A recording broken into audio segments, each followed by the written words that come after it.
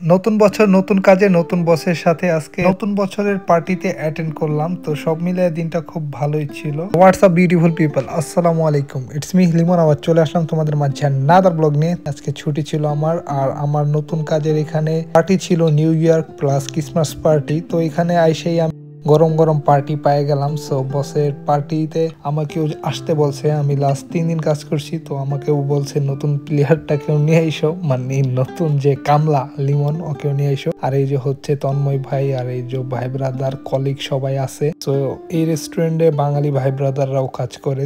বসও আমাদের সাথে এই বাসেই যাইতেছে, কারণ বসে চায় আমাদের সাথে সময় দিতে, আমাদের সাথে এনজয় করতে। দ্যাটস ওয়াই সে তার পার্সোনাল গাড়ি নেয় নাই, আমাদের সাথে করে আমাদের ভাড়া করা বাসেই রওনা দিয়ে দিছে। তো রাতেই আমাদের পার্টিটা ছিল। তো পার্টিতে যাওয়ার আগে সকলের প্ল্যান ছিল যে আপনার পর্তুগালের ট্র্যাডিশনাল পঞ্চা খাবে, দেন ডিনার করতে যাবে। সো পঞ্চা খাওয়ার জন্য চলে আসলো কামারুদ্দিন লোগো। সো এখানে একটা ফেমাস পঞ্চার দোকান আছে। সো এখানে ক্রিশ্চিয়ানোর সাথে তাদের অনেক ছবি, অনেক স্মৃতি, এগুলা টানায় রাখছে পুরো রেস্টুরেন্ট জুড়ে।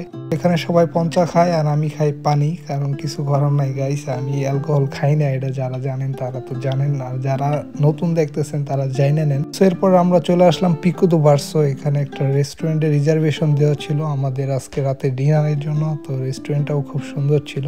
আর এই যে হচ্ছে আমার নতুন বস আর বসের ওয়াইফ। সো দুইজনই বস। তো বসের সাথে কিছু ছবি টবি তুললাম, একটু মজা নিলাম। সো বসটা অনেক ফ্রেন্ডলি। আসলে আগের যেখানে কাজ করতাম বসের সাথে আমার তেমন কোনো কথাও হইতো না, জাস্ট স্যামুয়েলের সাথেই সব কিছু করা হইতো। আর এই যে হচ্ছে আমাদের রেস্টুরেন্টের শেফ। তো সব কিছু মিলায়া, আর এই যে হচ্ছে আমার কলিগ। সো এগুলা সবই হচ্ছে, আর ও হচ্ছে সিঙ্গার এই মেয়েটা, আর বাকি যে কলিগ আমরা স্টাফ সব হচ্ছে আমাদের রেস্টুরেন্টের পাবের স্টাফ সবগুলা। তো এরপর একের পর এক খাবারগুলা চলে আসলো। সো খাওয়া দাওয়াটা খুব ভালো ছিল। ট্র্যাডিশনাল বলদো কাকু দিয়ে খাবার দাবার শুরু করা হলো। সালাদ, মানে চিকেন ছাড়া ভাই আমার চলবে না, কারণ এর আগে আমি বিফ নিয়েছিলাম, শিক্ষা খাই গেছি। যে দেখেন বিফে কি অবস্থা, অলমোস্ট কাঁচা। বিফে ব্লাড না থাকলে নাকি ওই বিফ পর্তুগিজরা খাই না।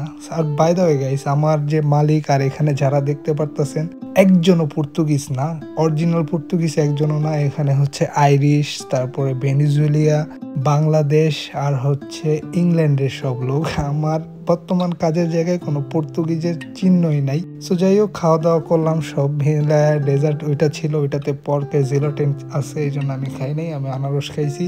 এরপর কফি খাইলাম। খাওয়ার পরে আবার গাড়ি নিয়ে তারা রওনা দিল হচ্ছে কামারুদ্দো লৌঘোষের ওইদিকে। সো এখন অলমোস্ট বাজে ঘড়িতে 11:30। লাঞ্চ করে তারা আবার ড্রিঙ্কস করবে, ড্রিঙ্কস করার জন্য আবার কামারুদ্দো লৌঘো আসলো। সো আমি এখানে জাস্ট কোকা কোলা আর পানি আর কফি ছাড়া আর কিছুই খাই নাই। তারা বিভিন্ন ভ্যারিয়েন্টের, বিভিন্ন ফ্লেভারের পঞ্চা মারতেছে আর চিল করতেছে। বস প্লাস যত কলিগ আছে, যত স্টাফ আছে, সবাই মিলে অনেক ড্রিঙ্কস, আর আমি কফি, আমি পানি। সেরকম ভাবেই গেল। আর নতুন মানুষ সবাই মোটামুটি পূর্ব পরিচিত, কেউই না এখানে বাঙালি যারা আছে তারাও আমার বর্তমানে এখানে নতুন।